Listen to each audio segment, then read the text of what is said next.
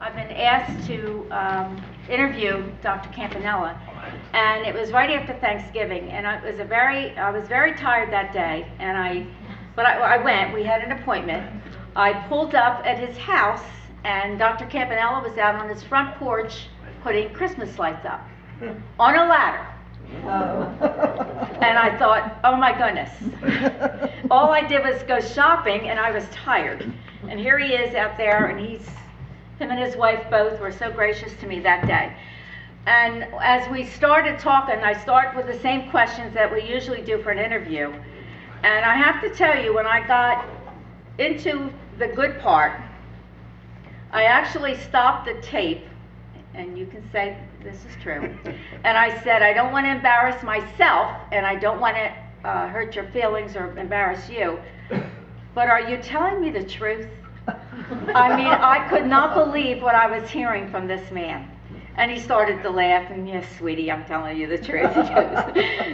So I really would like to introduce to you tonight Dr. Matt Campanella. I'm sure everyone knows him. The first questions we're going to start out, I think we're going to talk a little bit first about your background. And for the video, would you give us your full name, please, first? Well, Okay. How's this mic? Is it picking up my voice pretty good? It's good. That's right. Well, at the outset, before we start on anything, I would like to thank the Historical Society for inviting me here to speak.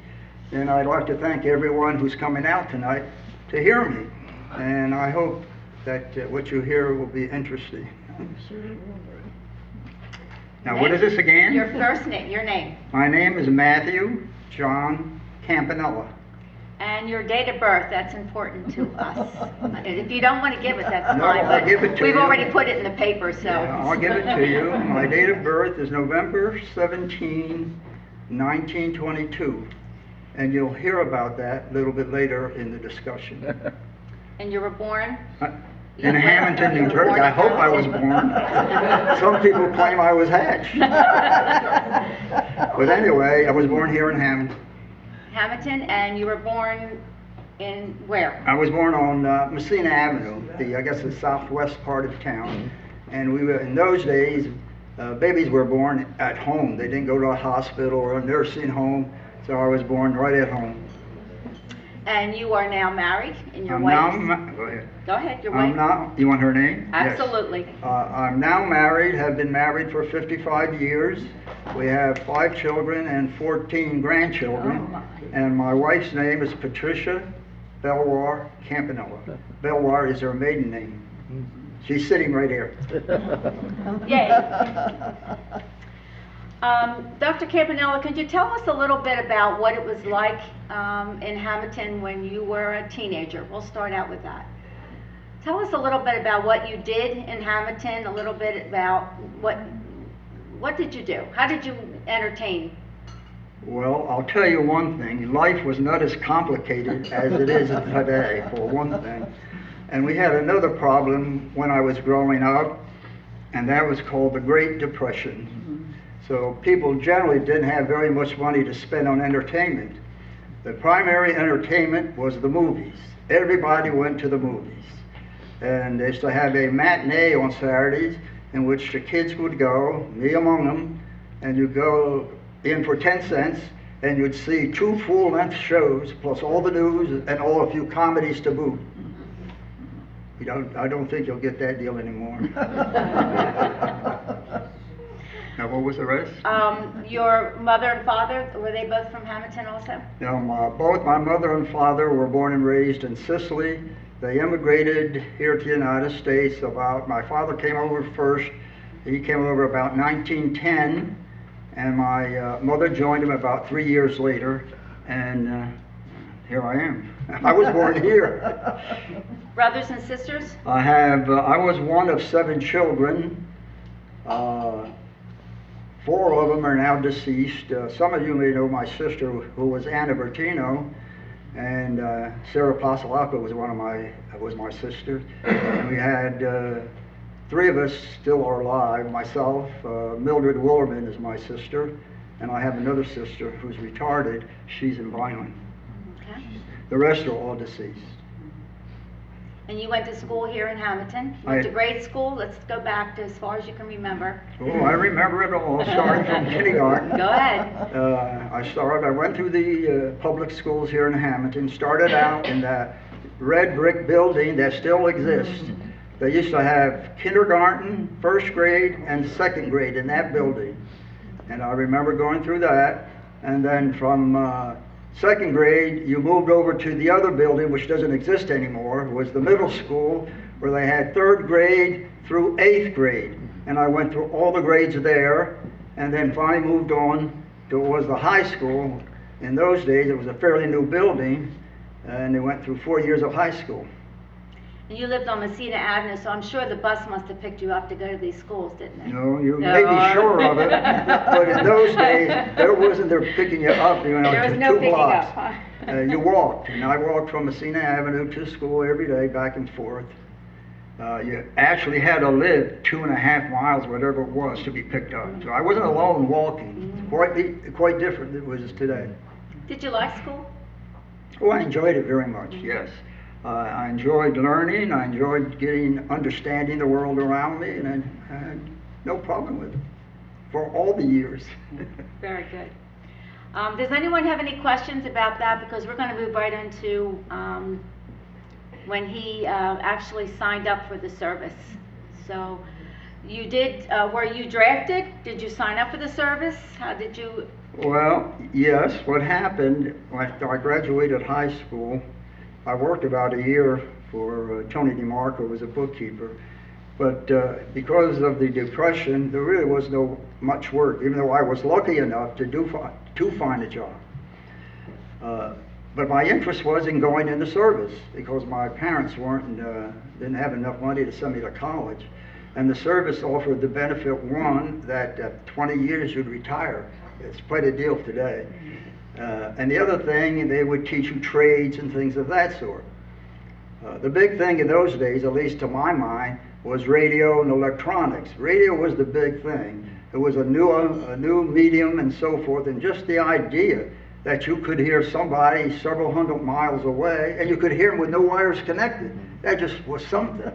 But anyway, because of that, and because the service offered training in those fields, I decided to volunteer, or to enlist. My problem was, in those days, unless you were 21 years of age, you had to have your parents' signature. And initially, my parents weren't very happy at the idea. So I kept badgering them for about a year, and in the spring of 1941, they finally relented, and I enlisted in the Army Air Corps. The enlistment started in Atlantic City, where I filled out the papers, but they didn't swear me in there. They sent me to Camden at the courthouse. And my intent originally was to enlist in the Signal Corps, because that's where they had the electronics and so forth. But when I got to Camden, I talked to the recruiting sergeant there, and he kind of talked me out of the idea of the Signal Corps, and I ended up in the Army Air Corps. And that's where I went on. From there, I was sent down to Savannah, Georgia for my basic training. And the day that you signed up, how did your mother and father feel about this? Well, they had agreed. Actually, they weren't there. They had signed the papers that they were willing to let me go in the service. But after they had signed the papers, I just took those papers to Atlantic City, and from there they filled the additional paperwork that you have, and went on to Camden, where I was sworn in as into the service. It was all done in one day. All done in one day. And then you decided. Well, I went to Camden, where I took the oath of office to be in the service, and then they gave me tickets and transportation to go to Fort Dix. So my first day in the Army was really at Fort Dix, where I remained for about 2 or 3 weeks before I was shipped out down to Savannah, Georgia, and started my basic training. Okay, now this is where you're going to have to take over. So from the basic training, now you're going to start telling me about what you did. And I'm going to sit back and enjoy this wonderful story again. Here's water, you're all set. All right. Well, I'll tell you the service that I did here in the United States. before I was sent overseas. After basic training at Savannah, Georgia, the group down there formed the cadre for a new base up in Windsor Locks, Connecticut. Windsor Locks is a small town about 10-15 miles north of Hartford. And they were starting a new field there, and we were the group that was starting that field up. And the intent at that time was to go on to technical training, when we were more or less waiting to go to technical training, in my case, to go to radio school. Well, when I guess about a week or two after we were up there, I happened to be in the barracks, you know, and a sergeant comes in and he says, you, report to the mess hall. Which we did. We thought there was going to be something going to happen. We get there and they say, you guys are now on KP. Not only that, they say, you're now on permanent KP. You'll have a day off and a day on. That was the service, and that's what happened. So while we were waiting to go on to our, you know, for radio training and so forth, that was our duty, and that's what we did. And lo and behold, one day, it happened to be a Sunday. I had gone to church that Sunday. I knew the sergeant couldn't do anything about that, but he was a little disgusted with me because he wasn't aware of it. So when I got back, he put me on this detail of washing pots and pans. And I was washing pots and pans and so forth when somebody says, where's Pearl Harbor? I said, Pearl Harbor? I don't know, where is it? And this was the day when Pearl Harbor got bombed. And that's what my big duty that day. And of course, you know, the word spread and all the whole story about it. And the next day we had the big talk from the President, Roosevelt, and the declaration of war. Now, when that happened, I had been up, I guess, about 4 or 5 months up in Windsor Locks, Connecticut, which is now, by the way, called Bradley Field. Waiting and waiting. Well, December 7th is when we got the surprise attack. And would you believe, within 2.5 weeks, by Christmas Day, I was in Scottsdale, Illinois, going to radio school. So the government can move when it wants to, when there's necessity. Not only was I going to radio school at that time, the school was being taught from 10:30 at night to 6 in the morning, because they really didn't have the capacity of school classrooms. So what they did, they just went around the clock teaching. So for a while there, we were going on this midnight grade, but before long, they had finished with the classroom construction that they were building, and we finally then went on a day shift, which then was 2 shifts a day. And I was there about 10 weeks, more than that, a little bit more. We started, say, in December, and we ended about in May, and I graduated, and then was returned back to Windsor Locks, which was the base that I had been sent from. So when I got back to Windsor Locks, well, Windsor Locks was basically a fighter base, pursuit base, where they really didn't need radio operators in the airplanes. I was trying to get where I could fly in the airplanes and be a flight radio operator. That was my interest. In fact, the only position they had was really a control tower operator. And I worked in the control tower for a while, several weeks, but my interest was not there. And I was inquiring around. And through the grapevine, whatever you want to call it, I heard that there was a need for flight radio operators in Morrison Field, Florida. So I sent a letter of inquiry to find out what it was about. And the bottom line was, before too long, I had shipping orders to report to Morrison Field. And this was about, I guess it'd be early July of 1942. The war has started now. And when I got down there, I'm trying to find out that that's supposed to be the ferry command. And when I checked in, and I asked the person, the sergeant, I said, you know, what is this all about? What does this operation do? And he says, we're going to give you a one-way ticket to India. And I about fell off the desk. I says, I'd rather prefer a round trip. So we joked about it, and then he explained to me that he says, well, you're going to India, but we don't know what you're going to do there. Big secret. I got my quarters assigned, and he says, keep checking with us. In a few days, you'll probably be assigned to an airplane and a crew, and then you'll be going to India. But nobody knew why. There was a lot of secrecy surrounding this. And the things that I didn't know then, but eventually did learn, was the fact that the United States had committed itself to help China. China, at the time, was in desperation. It had been cut off from the rest of the world as a result of the Japanese. Right after Pearl Harbor, the Japanese invaded and occupied all those countries in Southeast Asia, including Burma.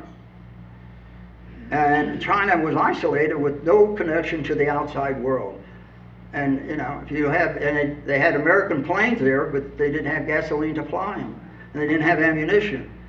So, on a decision from Washington, they had made the decision that we're going to provide some kind of transportation, and they decided the only way there was is by flying over these mountains in Asia, which later became known as the Hump. And that's what this is all about. They were getting personnel together, and planes and crews and so forth. And when I got down there,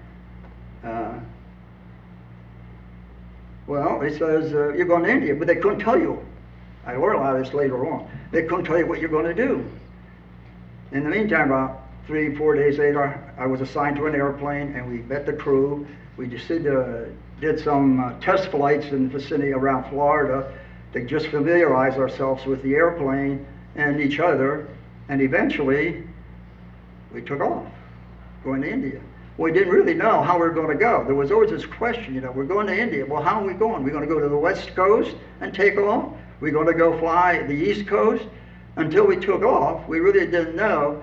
And then what happened, the pilot had orders, secret orders. He discovered that our trip to India was going to be across the Caribbean to South America, and at various cities there, to Natal, Brazil. Now, Natal, Brazil, if you look at a map, is the farthest most eastern point in Brazil to cross the ocean. And then we flew from Natal to the coast of Africa, to a place called Accra. It's on the eastern part of Africa. Initially, that had been a direct flight, which pilots had been making. And it was a precarious flight because it didn't have enough gasoline. They actually put in wing tanks to help get over there, but they were having difficulties that these planes weren't making, and some were beached on the shores before they made it. In the meantime, they had built an airport on the little island of Ascension Island. Ascension Island is a little island in the middle of the South Atlantic. And when we came through with our flight, the place had been open for barely 2 days. And the instructions we had is try to find it. If you miss it, don't look. Keep going for Africa. Because you didn't have that much gasoline. Incidentally, I might say, on these planes that we flew out of Morrison Field, which is at West Palm Beach, Florida, the crew consisted of a pilot, co-pilot, a navigator, a flight radio operator, and a crew chief, a 5-man crew.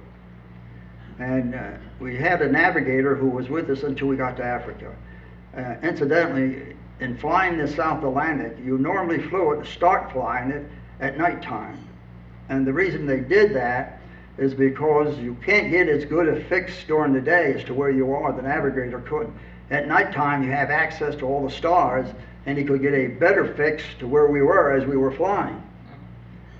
And fortunately, you start at night, and then by daytime, you're supposed to be in the vicinity of where you're going, which in our case was Ascension Island. Well, in addition to the navigation of the navigator, they had a homing beacon at the island, and we were able to pick it up, and we had no difficulty at all landing on the island. We didn't even have to make a second pass, which we normally wouldn't be doing.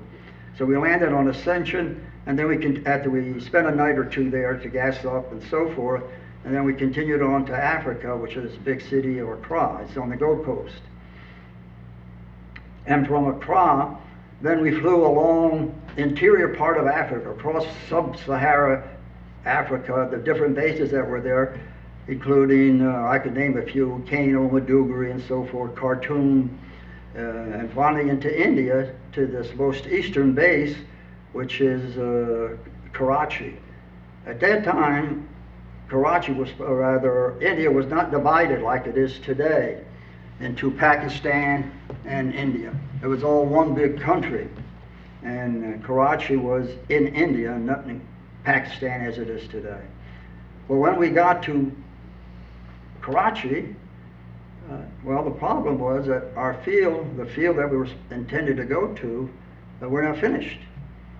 But we started to get more information as to what this operation was all about, what I was telling you earlier, that we were going to this place in northeast India called Assam. Assam is a northeastern corner of India, and that's where they had built the bases. Incidentally, the organization had consisted of 3 squadrons. Organizationally, in the Air Force, the squadron is the lowest unit of organization. Then the next unit is a group. 2 or 3 squadrons constitute a group. And this was a group that had been sent there on a sort of a special mission. It was what I call a kind of a bastard outfit. We weren't attached to anything. There was some special mission because they were trying to accomplish this supply mission to China. So from Karachi, after waiting about 2 months, we finally were sent up to this area of Assam. When we arrived at Karachi, because they didn't have our particular bases ready, the planes continued on. They had 3 bases in the area that we were operating in. One was at this location called Chabwa, another one was a place called Supertine, and the third one was Mullenberry. Well, I was assigned to the base called Supertine. It was the 13th Ferrying Squadron. Well, Chabwa had been built because it was the headquarters of the group. Was located at Chabwa. But these other 2 had to be built, so we spent some time in Karachi. But finally we got there. And then we finally got the full deal of what we were doing, and that was we were flying this gasoline and ammunition and parts, whatever it needed, over the Himalayas. Now, what I'd like to do, I've brought with me various files of pictures. And I'd like to sort of, it's better by showing you a picture, I think, than trying to describe it. And I'll start pulling these pictures up, and I'll go at some of the stuff. There'll be a little bit of repeat about what I've already told you. So we'll see what we can do here. If I get the right... Does anyone have any questions while he's getting himself? Well, how big was the plane he was flying? How What's big that? was your plane? How Pardon? big was your plane? You're going to see a picture of it. Okay. Okay, good question. And also what the plane was made out of. It's not like a plane like I thought it was. It's a metal plane, but it's just I guess they may have better or stronger metals today, but it was a metal plane. Well, let's see if we can get something on our screen here. Okay.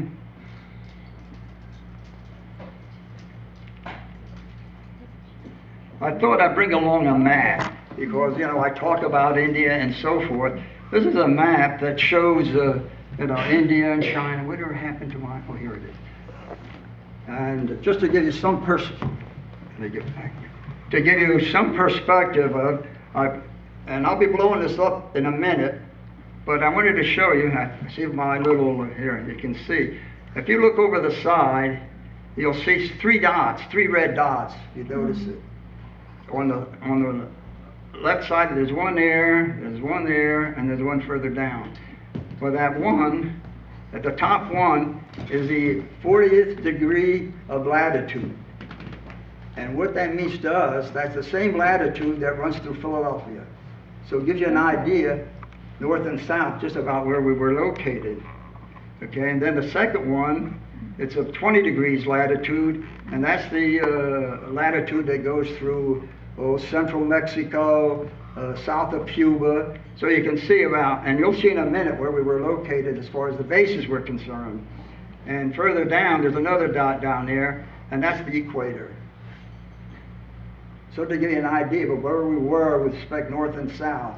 because you say India, sometimes you don't even know what it is. But what I'll do, I'll try to blow that up a little, and then you can see more detail.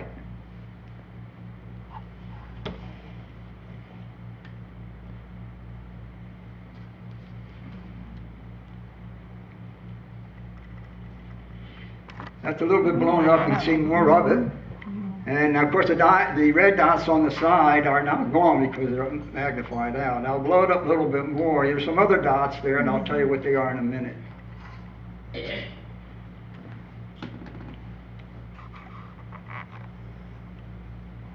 Okay, that gives you a perspective. There is China on one side, on the other side.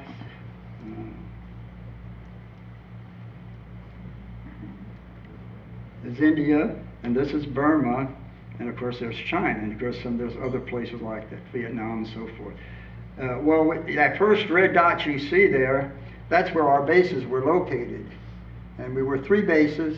We were the 13th Ferrying Squadron, the 3rd, and the 6th. And I was in the 13th. And we were flying from that place to this place called Kunming in China. Now you can't see it on a map, but all this whole area is just full of mountains. And the Himalayas cover that area, and where we were operating was, can you hear me better? Oh, yeah, I'm sorry. Where we were operating was sort of the eastern end of the Himalayan mountains. And the flight normally took us to this place, which was called, this is a whole little province of India called Assam, and we'd fly from there to Kunming. But you see there's another red dot right there. Well, that dot was a Japanese air base. So as we flew, we were continually subject to being fired on by their fighter planes.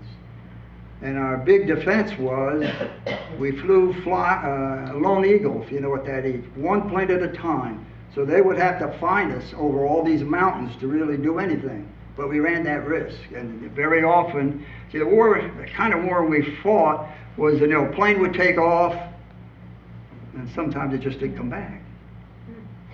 So the conclusion was that it had been shot down or crashed into a mountain. And so that was about maybe 75, 100 miles off of our flight path. The thing we were faced with here, as you go north, the mountains get higher and higher. And as you go south, they get lower, but on the other hand, you're running into the Japanese. So you're like in a rock in a hard place.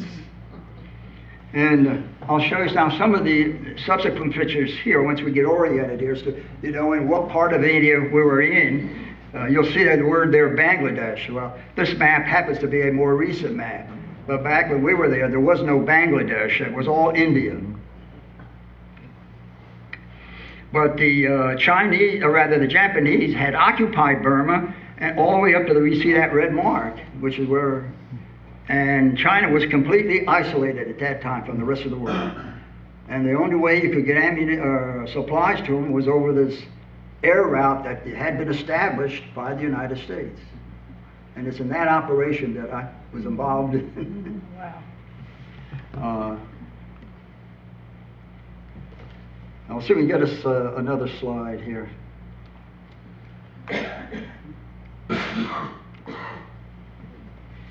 The reason we were flying, this is the fighter planes that were in Japan. We were flying the gasoline for these fighters to be able to fly. Without gasoline, you don't go anywhere. And these are, as it said, a P-40 Tomahawk fighter plane. This was the main fighter at the start of the war. Later on, they went... I'm going to make sure I get back here. Later on, they went to other fighters.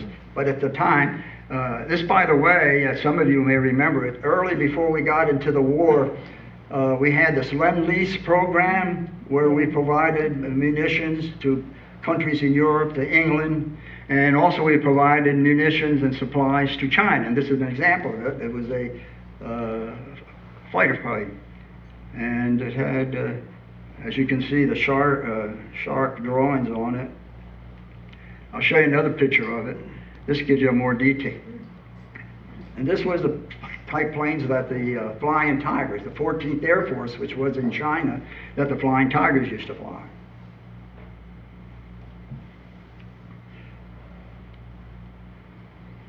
Here's another shot of them showing a flock of them at some airport somewhere in China. You can read the bottom line.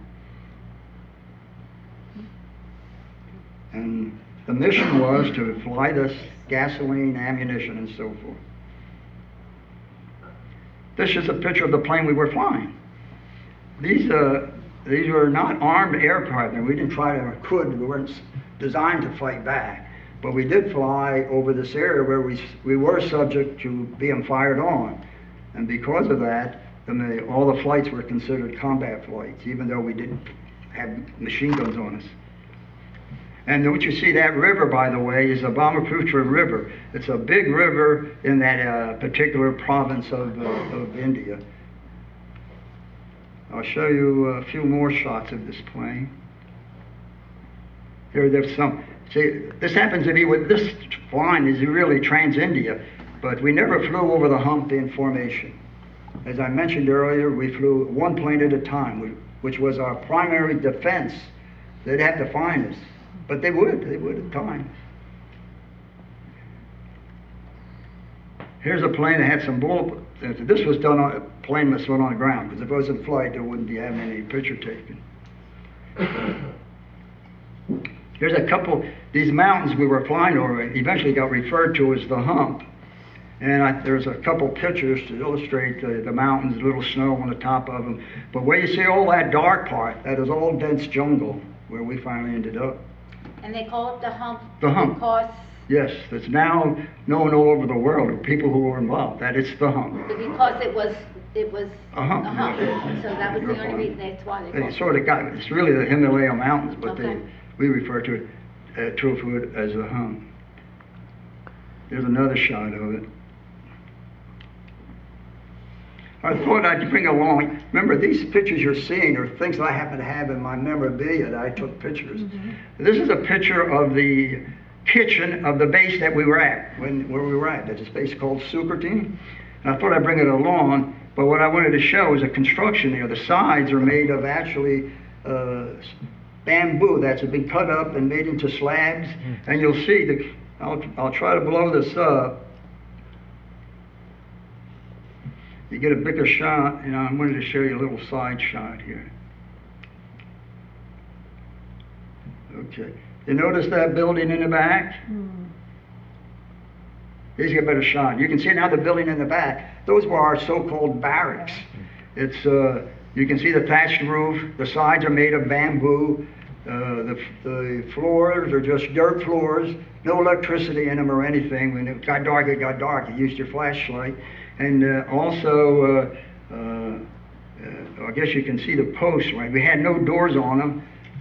We had rope beds that you slept on. You had a real now mattress and there was a rope below that. And then we had netting that we slept under. This was malaria country. You know, we'd gotten shots for it, but we still had to protect against it. So at nights we slept under netting on these beds, and that was it.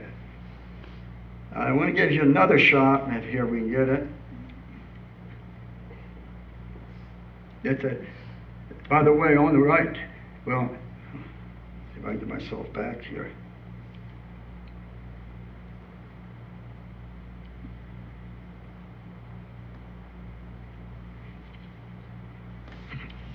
What are we doing here?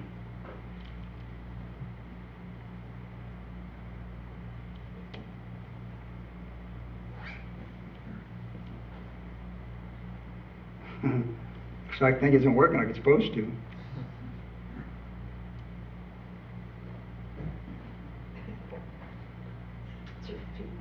Well, let's try and get it this way. Do you want me to try and fix it? No, we'll do it in a minute. Gotta be kidding, there's 4 things here. Clue. How about you, Bill? You wanna fix it? No, thanks. We'll see if we can do this. Okay.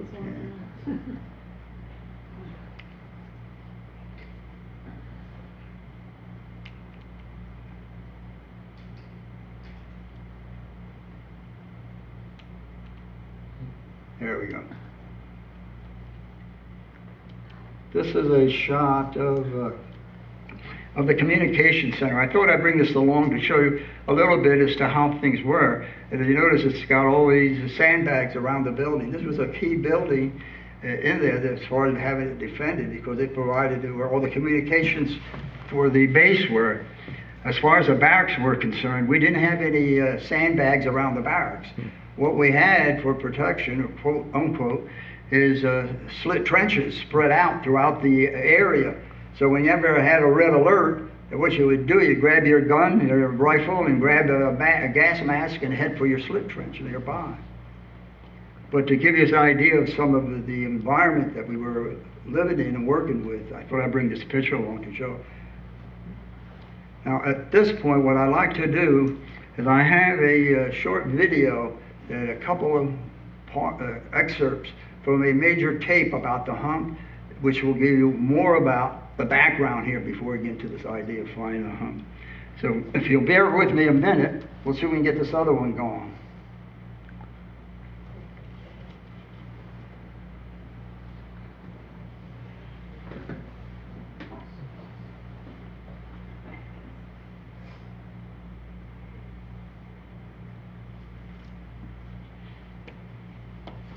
We had that one on.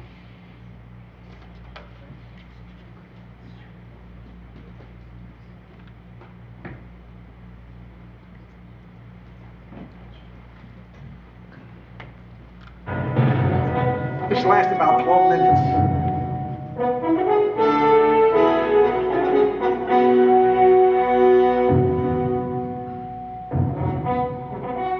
With the fall of Burma to the Japanese in early 1942, the last major supply route to free China was blocked. The importance of China to the Allied effort in the war against Japan was critical. An alternate route to the interior of China had to be found to supply the nationalist Chinese forces in defense of their homeland. The solution proposed was air transport from the British-held province of Assam, India, to Kunming, China, over the most perilous mountain range in the world, the mighty Himalayas, known as the Hump. The late 1930s found the world in a state of turmoil. Europe was under siege by Adolf Hitler's German forces, aided by troops of his Italian ally Benito Mussolini. The Japanese, having been at war for years with China, and having allied themselves with the Germans and Italians, were aggressively moving toward total dominance of the Far East. The Americans, hoping to stay out of the conflict, were aiding their allies both materially and economically in Europe as well as in Asia. On December 7, 1941, America saw her policy of isolationism vanish when the Japanese attacked the United States 7th Fleet based at Pearl Harbor in the Hawaiian Islands. The following morning, Congress agreed with President Roosevelt that the United States had no other choice but to involve herself physically in the conflict, and they declared war on the Empire of Japan. By crippling the American fleet at Pearl Harbor, the Japanese had hoped to allow themselves the time they needed to take control of the whole of Southeast Asia, the Pacific Islands, China, and Burma without American naval interference. By early 1942, the Japanese had captured all of China's eastern seaports, occupied French Indochina and Thailand, and were advancing their armies on the Philippines, New Guinea, the Dutch East Indies, Borneo, Java, Sumatra, Malaya. They had captured and overrun Rangoon and were moving northward through the Irrawaddy River Valley in Burma through Mandalay to Missionab. Burma soon fell to the Japanese, thus cutting off the Burma Road, which was the last remaining supply route to free China. In order to slow and eventually stop the eastward invasion of the Japanese armies, China had to be supplied. Her strategic location, vital to the Allies, coupled with the need to keep the Japanese from her much-needed natural resources, convinced the United States Joint Chiefs of Staff to formulate a daring plan, codenamed Project X, a plan to build bases in China and India for the future bombings targeted at Japan. Project X brought with it a challenge never before encountered. The nationalist Chinese armies were desperate for supplies, and in order to build bases in China, the grim prospect of establishing an air route from India to China was paramount to the success of the plan. The invading Japanese armies, with their increased air support, were only part of the problem. The tallest mountain range on Earth, the Himalayas, the icy rooftop of the world, stood between success and failure. Rising from 90 feet above sea level in Assam, the terrain quickly reaches 10,000 feet over the Naga Hills, named for the head-hunting tribe that lived among them.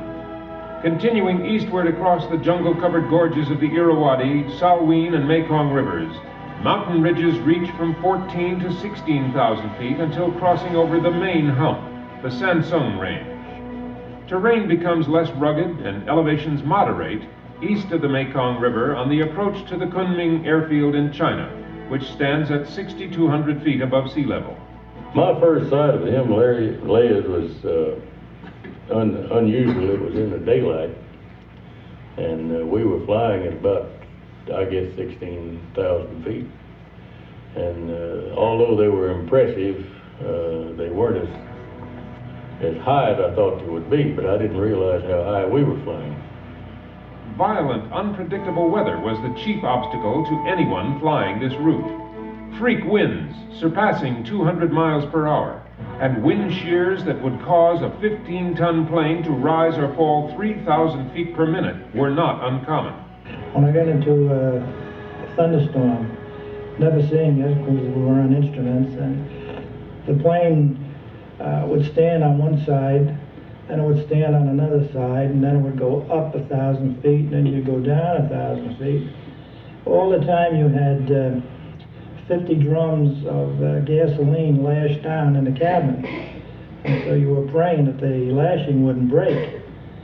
And it was a wild ride, and eventually you rode out of the storm, and you never saw anything, but you came out and then you could climb back up and get on course. But I think that complete seesawing around in the sky gave me the biggest thrill of my life.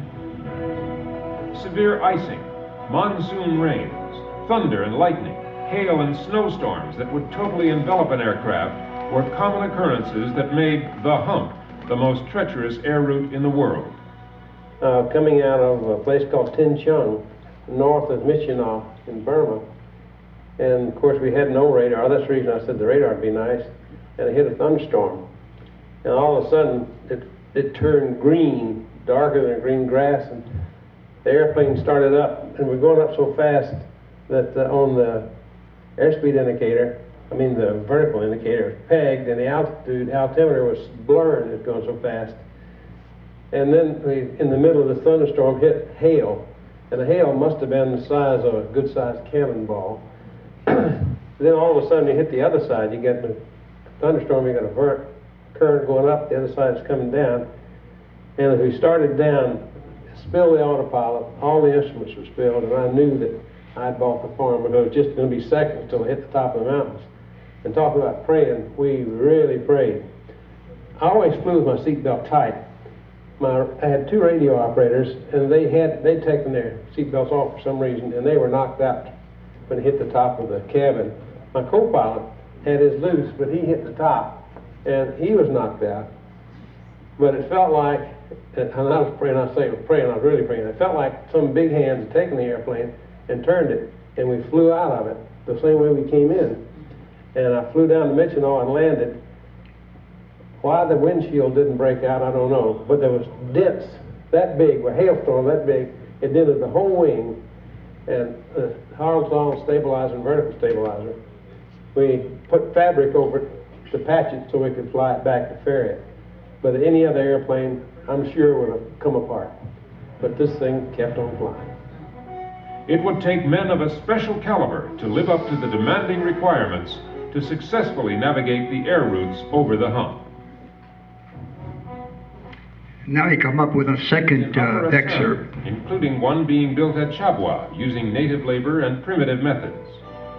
The first ferrying group was activated in early March of 1942, and by the end of the month its supply group had begun its first long sea voyage from the United States to Karachi, India, a voyage of over 13,000 miles. hundreds of air crews were organized at Morrison Field in Florida. Many of the pilots assigned to the project were airline pilots called to active duty. Young men from all parts of the United States were called up, not knowing where they would be stationed for training or fighting. Those that would be assigned to the CBI had a long, arduous journey before reaching their destination. The journey by water, which accounted for the lion's share of supplies of both men and materiel brought from the United States to India, was long and painfully slow. The 13,000-mile voyage took almost 2 months, and at times even longer.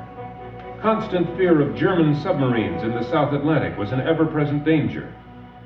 The points of debarkation in India were at Karachi, Calcutta, or Bombay. Most of the 1942 shipments debarked at Karachi, which left the cargo still 1,500 miles from the jumping-off point in Assam. These 2 points were connected by a string of primitive railroads of limited capacity.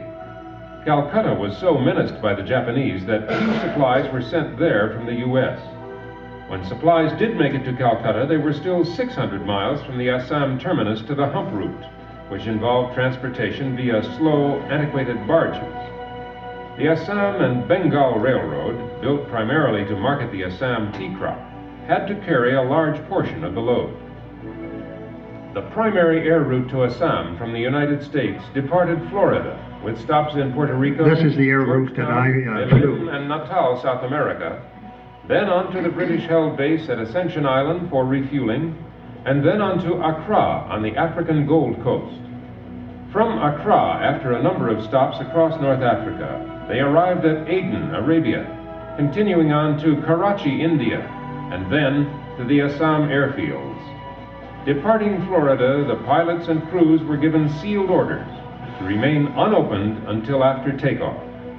We're given a heading and an altitude, and we were told, or I was told, to open that envelope when I was 30 minutes out.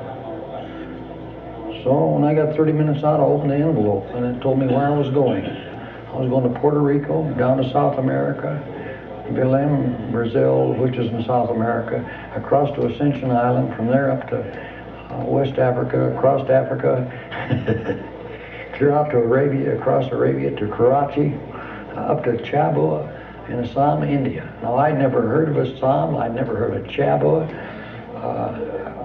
Heck, you can't find it on the map today.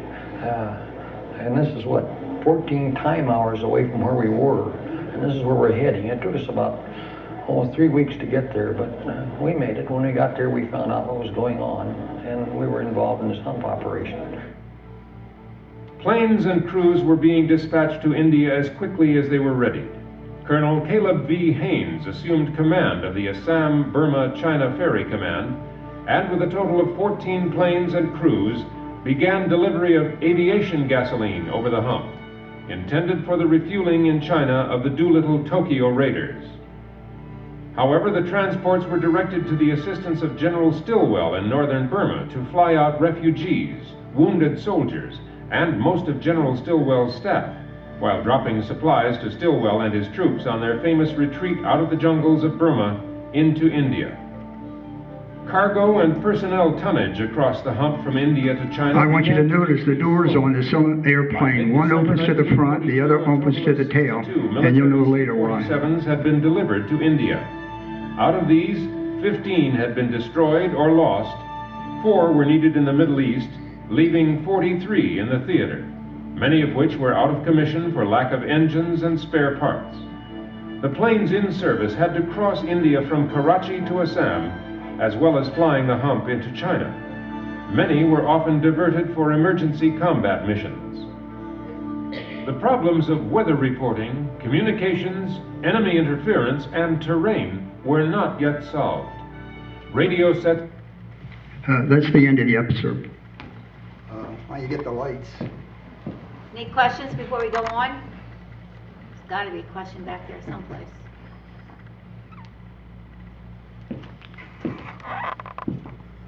No questions? I have one. What is the role of a flight radio operator? The primary role was to maintain communications with the ground. Let me explain a little bit of the radio equipment that was contained in these airplanes. There was basically 3 systems or subsystems. There was one system called the command radio. This was the radio that the pilot used when he was approaching an airport or departing. It was a short-range radio. It maybe could reach 20 miles or so. Then there was what we called the liaison radio.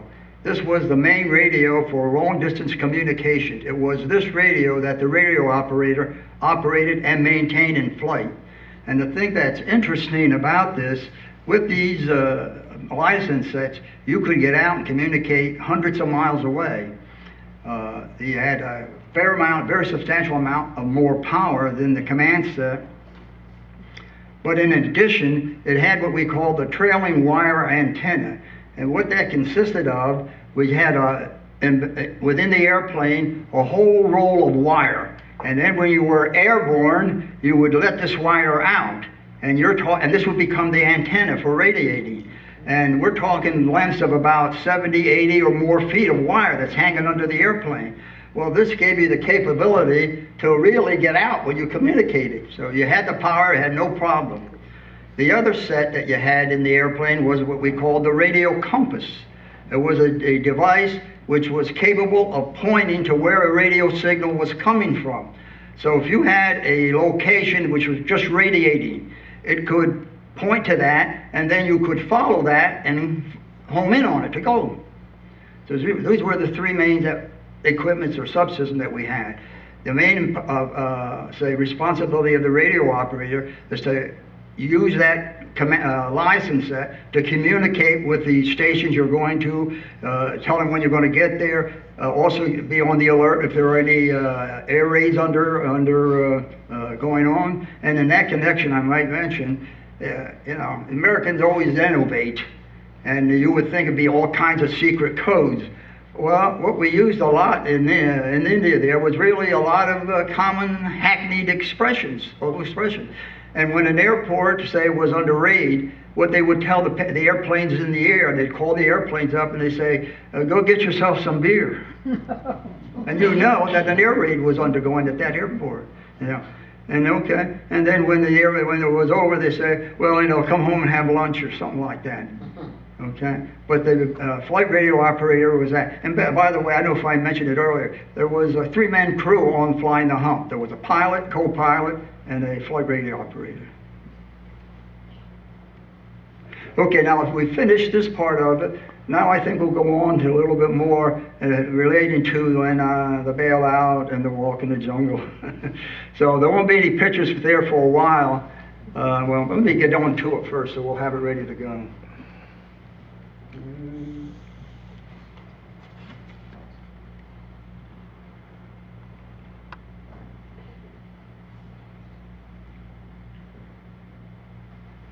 While you're looking for that, you can continue looking for that. You have to remember that he was from little Hammonton. Yeah. And you go to Florida and you think you're someplace far. And then they send him to Arabia. And how did you feel? How did you feel? No, I didn't feel at all. You're busy, you're flying, you're busy, just, Did you realize how far away you were from home? Yes, we realized that, but we have to remember one more thing. I was about a 19-year-old kid, and it all appealed to me. It didn't bother me at all. In fact, while we're on that topic of youth and so forth, a lot of people say, weren't you scared and whatnot? And for whatever reason, I just put it in my head. I said, if I gotta die, I'll die, but don't think about it. All that time, it never bothered me. All the time we're flying the Hump, it didn't bother, even after I had bailed out. And as I'll be telling you later, I spent more time flying the Hump after I had bailed out than before. A young kid. That's the way it is. Well, anyway, I think we'll start the discussion, and I have a couple pictures to show in connection to this. But this bailout occurred. It was a trip that started in Kunming. I think you heard the airport that was there. It was one of the main airports. It was, I guess, we took off in the afternoon about 2 o'clock. It was a trip from Kunming back into India. And somehow or other, the pilot got involved in this storm. Now, you'd have these big thunderheads and storms that would arise there over the hump. And first of all, they would rise to such high altitudes, like 25,000, 30,000 feet, so you couldn't fly over them. And then they'd be widespread, horizontal, maybe hundreds of miles. And the approach had been, I guess still is, that you try to avoid getting into these storms, into these clouds. But if you did, you had problems. So it just so happened on this trip going back, the pilot got enveloped in this cloud and in this storm. Now the first of all, let me mention that the radio operator positions was back in the cabin. He didn't sit there. He was about, I would say, 6 feet away from the cockpit. So he couldn't see what's going on outside. But my first inkling of what was going on came when the pilot called me up to the cockpit, because you could see each other, but I couldn't see out of the airplane. And he asked me to call Chabwa. Chabwa was the main field there. There was 3 fields, but Chabwa was the headquarters field, which had all the big communication. He asked me to call Chabwa and ask them if they had the radio beacon on, which I did. I got back, I called and so forth, and then I got back to him. I said, yeah, they have the radio beacon on. Now he wanted that on because he wanted, remember there was compass, radio compass, he wanted to tune in on it so then he could home in and also know where he was with respect to the bases. Well, because we were in a cloud and all that, he just couldn't pick it up. And I could see him trying to tune this thing in, and he couldn't tune it in. So after a while, he calls me back again. He says, call them and see if they can take a bearing on us. So I called them, and it turned out they said, no, they're not capable of taking the bearing. Now, I don't know if it was because their equipment was down, or they didn't have the equipment, or whatever. The answer was, they can't take a bearing on us. So here we are. A few minutes later, he called me back. He says, radio Chabwa, and tell them to start shooting flares up. He said, maybe if we get a break in the soup, maybe we could see the flares, which I did. I called Chabwa, and they says that if they could please start shooting up flares. And the reply was, we're shooting the flares up at all 3 bases already. So I reported that back to the pilot, at which time he says, well, why don't you radio them back and tell them we are 17,000 feet and we're going to let down to the southwest. Which I went back to my position. I'm starting to get this message through, and all of a sudden I get a tap on the shoulder. And it's the co-pilot. He says, Matt, he says, hurry up, get in your parachute. The pilot has ordered us to bail out. And I was right. I said, bail out? I said, yes, and then he started explaining to me real quickly. We're in the soup. He says, we're icing up. We're losing altitude. The pilot had ordered us to bail out. He said, I'd asked him to if he could stay, but we could stay. He said, no, it's an order, get going. He said, get your stuff on, get the parachute on, get your stuff and get ready. And while we're doing this, by the way, he says, let me have the microphone so I can radio in what we're doing, what's happening. So he picks the microphone while I'm putting my parachute on, grabbing things with me, and he says, he's telling them the pilot has ordered the co-pilot and the radio operator to bail out, and he will stay with the plane. By the way, I should mention, we had a load of Chinese soldiers aboard. As part of the traffic, we would sometimes, on the return trip out of China, we would bring soldiers. We'd either bring material, special rare materials back for the U.S. And so it turned out on this flight, we had this load of Chinese soldiers. Well, normally, we didn't carry parachutes for the assignment because, again, you had weight limitations. So he had told the co-pilot, he said, I'll stick with the plane, you guys got your order out. And while we're putting our chutes on, he's hollering at us, hurry up, get out. And the pilot rated in that we had iced up severely, we were losing altitude, the pilot was lost, we didn't know where we were, and that was the situation.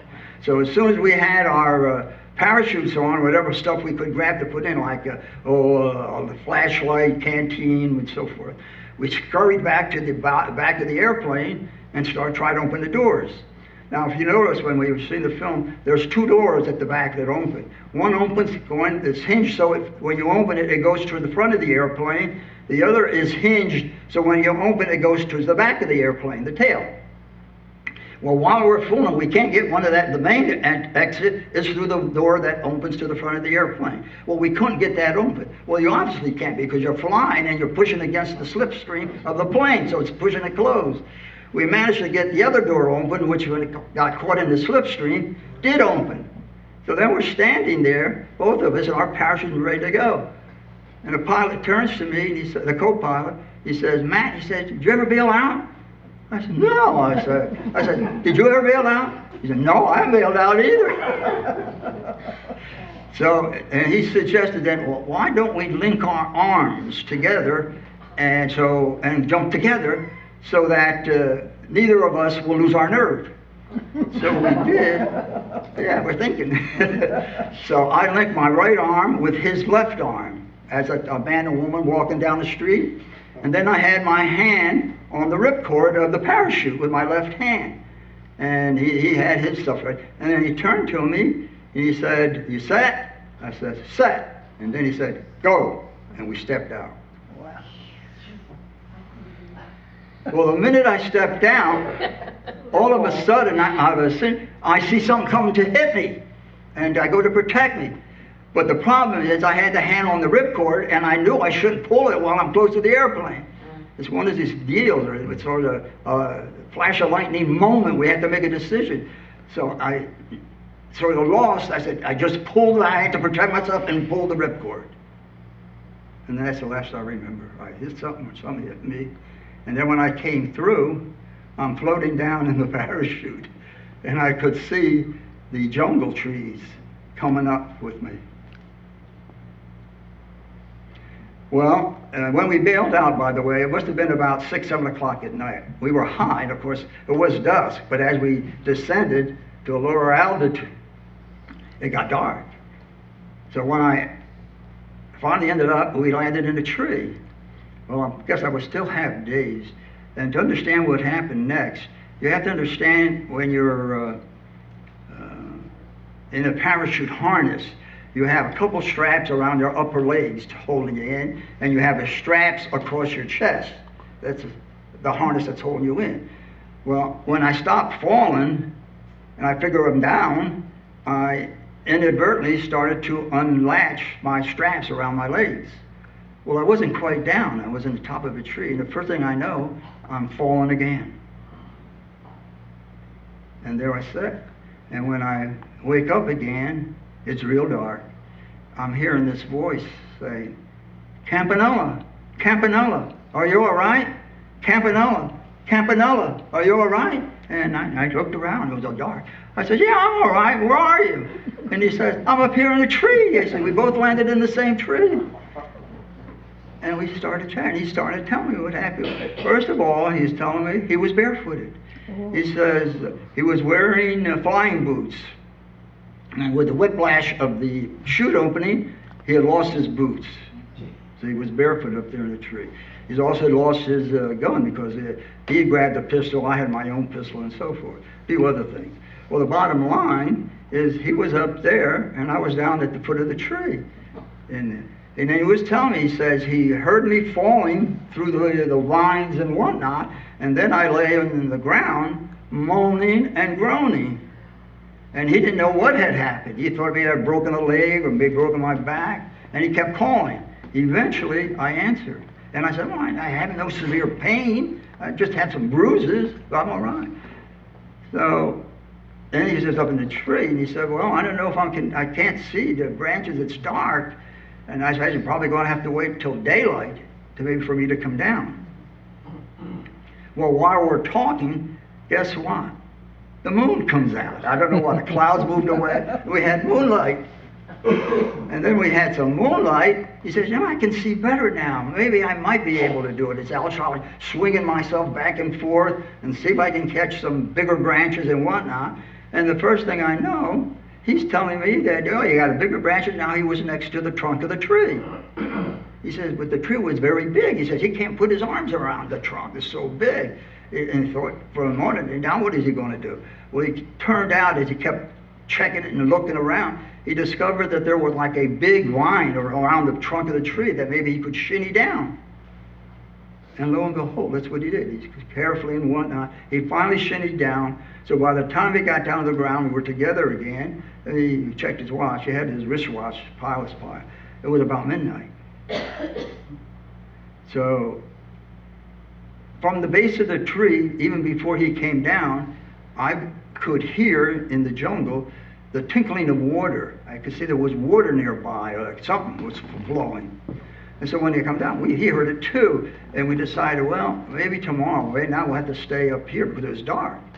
So we'll try looking for this little brook, whatever it is, and maybe use that to go back, to follow that back to, we thought, civilization nearby. And we spent the night, the first night, up on the tree. And it was pretty cold. He estimated that we were still about 11,000 feet of altitude. Judging from our altitude when we bailed out, which was about 16,000 feet, and the amount of time it took us to land, he figured we're still about 11,000 feet high. And it was pretty cold up on the mountain. By the way, he was normally in these parachutes, you carry an emergency kit on the back. Since I fell out, I didn't get to mine, but he was able to get to his. So we had some emergency supplies, such as matches. You had matches, we had a fishing line, we had quinine pills. What else did we have? Oh, yes, it was a machete that he was able to get to from his emergency kit. This is something you could, a pretty big knife, and a few things like that. So anyway, because it was cold, we decided, well, maybe we could build ourselves a little fire, which we did that first night. We built a little fire to keep warm, and then the next day, with dawn, then we had better visibility, and we start making our way towards this brook. Oh, by the way, he was now barefooted. Well, when I bailed out, I had also lost a flying boot, but unfortunately, I had regular shoes underneath my flying boots. See, he did not. So what we did, I gave him my boot that I had and tried to fashion it some way to tie it on one foot. And on the other foot, he decided he had a glove with him, and he kind of cut it up a little so he could put it under his foot with vines and so forth. So we had something to at least give some protection. And anyway, we started to go towards this tinkle of water that we were hearing, and it turned out it was a sort of a little brook that was coming down the mountainside. So we decided that, well, we'll follow that, and that civilization of some kind along this. Well, after we followed it, oh, by the way, also, one of the other things he had gotten out of his emergency kit was D rations. These are chocolate bars. He had 3 chocolate bars when we left. And for the first few days, they lasted us about 2 or 3 days. We used to take a little bite each for breakfast and a little bite later in the day. But eventually we ran out, and then we had no food. But then, yes? 20 minutes. 2 minutes? 20. 20 Okay. minutes? I'll keep talking here, let me know. So we kept following this little brook, which eventually led into a larger river, a much larger river. We kept following this river that we were doing. In the meantime, after the chocolates ran out, now we didn't have anything for food. There was nothing we could find. As we got to slightly lower altitudes, we did start finding wild lemons. At first they were pretty wormy, but as we got lower and lower, they were nice big lemons about the size of my fist, and we kept eating lemons. And it was these lemons that kept us alive. That was the only food. On one occasion, in addition to the lemons, we had found some kind of a blackberry looking growing wild. And we tried eating it, and after a few bites, suddenly we started getting some big stomach aches, and we realized there's something not right here, and we stopped eating them. But it was the lemons that kept us alive. And we kept following this river, and it got larger and larger. And it was fairly shallow as we got, when it first started. As we got further down the mountain, it got deeper and deeper, but it was not that deep that you couldn't wade from one side to the other. Incidentally, one of the things that started to really bother us, not bother us, but was very scary, was the the noises, the jungle noises.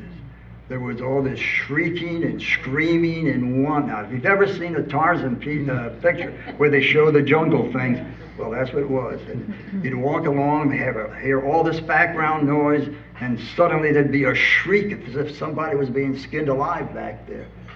At first it frightened us, but we had one pistol between us, a 45 with seven rounds in it. But after a while, you know, at first we thought there would be some animal running out to attack us. Never happened. The only animals we did see at one time is one morning. By the way, at night we would gather leaves and cover ourselves with branches to sort of camouflage ourselves in case of any animals come out during the night. But we were never bothered. But one day, when we were getting up at dawn, we looked into this river we're following, and there's 3 deer staying in the river, just kind of walking. And boy, we saw food on the hoof. So I pulled out the pistol. I'm the one that had the pistol, by the way. And watched as they came closer and closer. Eventually, they were close enough, and I took a shot at it. And they stopped. The deer just stopped. Then they probably never heard a shot in their life. And then this gave me more opportunity to get better aim. And I start shooting. Boom, boom, boom, boom. I finally hit one. I could tell it. The deer jumped up in the air, kicked its feet, and then they all ran off, the 3. And I emptied my camp just shooting them. And then we were left without any more ammunition for protection. And no food. Pardon? And no food. And no food. And no food. And then we're walking now. Now, the pilot had his one glove eventually fell off, so he had a complete bare foot. And then he had that boot that I had given him. And we would, from time to time, have to cross back and forth of this stream we're flying, because you would have a bank, and then it was sort of narrow, and you'd have thick brush. You couldn't continue, you didn't have any bank at all, or the mountains would come right down to the water's edge, and you'd have to cross over. And this is what we did. We'd cross over from one side where there would be a bank. Times also, it'd be that you couldn't get a bank on either side, and you'd have to kind of go around on them, hanging onto the mountains. On the edges of it, the mountains were kind of made of a slack kind of a rock, a slate kind of a rock, black slate, which really had very cutty things, but you get around it with your teeth, gritting your teeth and make it. But eventually, we got to a point where the river was so deep, we started to go, as I said, we was to be able to go across back and forth. The river was shallow. It got so deep, and we decided we're going to have to swim it. So what we did is we took all our clothes off and tied them. I did, and respectively, he did the same thing. Tied all our clothes off and tied them to a log. And I took my shoes that I still had and tied them together and put them on the log. And we started swimming across, which we did. And about the middle of the river, my log, which had the clothes on it, turned down, it twisted down, and the shoes came off. And I went to grab them, didn't make it. And by the time I got to the other side, now I was without shoes, surely. And he still had his one boot. But a few days after that, as we were going around one of the mountains trying to cling to the mountainside, he fell into the water and lost the one boot he had. And then we both ended up barefooted through the jungles back and forth, going at this. Something we try to come up with ideas of maybe what we maybe. Well, first of all, I did mention earlier, a problem was food. Well, there was a lot of fish in the stream, believe it or not. We could see them, schools of fish. And we had a fishing line, so we tried to fish them. We put some praying mantis or bugs or one out on the hook. And the thing we were running into, the fish would just swim around the hook, and we couldn't fish. Then we'd pull the hook out, take the bait we had, throw it into the river, and the fish would just eat it up like that. And we couldn't understand what was going on. And this happened several times. At first we thought maybe the fish weren't hungry. And when they were eating it, so finally we realized what was the problem. Our fishing line was a white line. So when it was in the water, the fish were seeing that line, and they wouldn't bite. They'd swim around it. So eventually, we just abandoned the idea. Well, I had one thing we did. They'd swim around in schools. And I says, this is before he ran out of ammunition. I said, I wonder if we could shoot them. So we tried one shot in a full, and believe it or not, we got one fish. Came floating up. So we cut the head and tail off, cut it in half, we gave each other a half a fish. You We ate all it ate raw? it. Oh yes, just eat. When you're hungry, you eat. Oh, yeah. So this went on, and of course, as you know, as time went on, our strength is going down and whatnot. From time to time, the pilot would say, "Matt, we're in a serious situation. Matt, we're in a serious situation." And I would, my reaction would be, "I don't care what it is. Don't tell me these things. As long as I have an ounce of strength in my foot, I'm going to walk and keep walking." And then when we were without shoes anymore, at one time this would be like grassy areas, you know, the river would meander back and forth. And I was walking through this grassy area to sort of take a shortcut, save a few steps, which was all right, except when I had been walking through the grass about ready to leave, I looked down and I see blood on my feet. And I couldn't understand it. I said, I didn't bump into anything. So I pulled my leggings up, and I see a lot of brown things attached to my legs, leeches.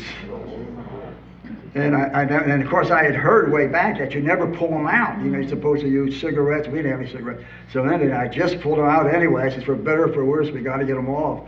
But I didn't suffer any consequences on it. And this kept going on, and we were in there. Every day would come and go, and nothing. And of course, inwardly, we were both praying and hoping that, you know, we'd see some sign of civilization. Nothing. Virgin jungle. Until eventually one day, we were so down and whatnot. Before we started in the morning, the lieutenant suggested to me, he said, "Matt, why don't we get down and pray that this day we see civilization?" Which is what we did. We knelt down before we got up to go, and we prayed. You know, we think we'd pray, which we did. And didn't think nothing, and then we continued on. And then, much to our surprise, later in the afternoon, we run into the remains of a campfire. How do you like that? And we were told, I said, "How do you like that? The first sign, somebody must have been here." You can see the charcoal and stuff like that. And we continue walking. And also, the pilot thinks that he actually saw a couple people in the distance. And he kind of hollered, but they scurried away in the jungle, and we didn't think of them. So here was another day. And at the end of the days, we would pull leaves together and branches and prepare like a little bed. Well, on this particular day, we had prepared our bed. We're about laying and getting ready. It was dusk when suddenly the co-pilot says, "Man, I hear someone coming through the jungles." And we looked up, and there, right through the jungle, about, I don't know, 10, 15 feet from us, were these 4 natives. Black hair sticking out. You know, they had knives, they had a loincloth, and knives swung across their bodies. And I said, "Wow!" And, you know, and my initial reaction was we were laying down. It was to get up, you know, to be. And about that time, the lead native there, he pulls out a big long knife that was across it, and the pilot pulls me down. He says, Matt, sit down, sit down." And for a moment, they looked at us, and we looked at them. And then one of them says, "Japan?" And we shook our heads. No, not Japan, not Japan. Americans. They looked at us. They didn't recognize it. They just mouthed the word American.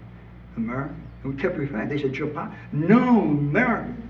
You know what's going to happen? Well, the co-pilot had some trinkets in his hand. He had a compass and a few other little things, and he started to show them to them to gain their confidence. And lo and behold, they did respond to that. And after a while, you know, they were on friendly terms now. They knew we were not Japan. They didn't know what Americans were. But anyway, they sort of came closer, and we got a little bit more friendlier. And we were trying to explain to them how we had bailed out of an airplane, we were hungry and whatnot.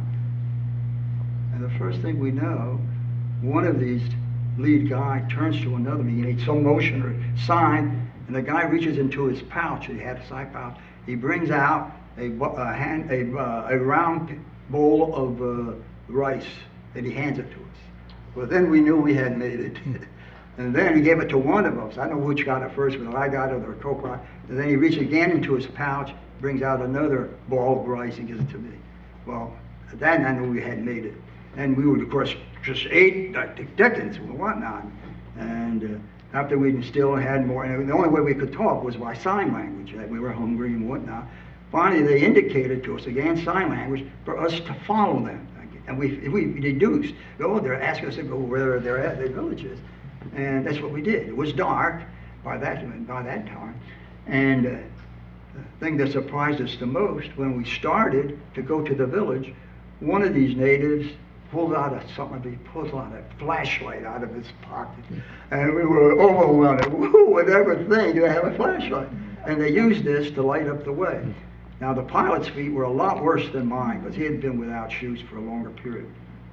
And they really had to help it. He had been using a walking stick. He got some branch, or a big part of a branch, and shaped it into a walking stick. So they helped him along, almost carried him that last mile or so to his village. And of course I was able to walk, and I was in a little better shape. And we finally went to this village that they brought us to. And it was a very small village in the jungle. There was maybe about 40 people, adults and children. And at first they took us to this, they had maybe about 2 big buildings. They took us into one building where they had a fire for light, and they started bringing food to us. And all the villagers kept coming in and looking at us, you know. They didn't know who we were. And the best you could communicate with, again, was by sign. And then our attention turned to the idea, maybe we could, one of these natives could run in with a message. Okay. They kept all the time calling this city, we know, in the sign, place called Margarita, not the drink, it was Margarita. We figured that must be a border town in the area somewhere. And we motioned if they, you know, and they, believe it or not, they had a pencil they brought to us and some paper in that little village. And we wrote a message that we were, you know, down American flyers.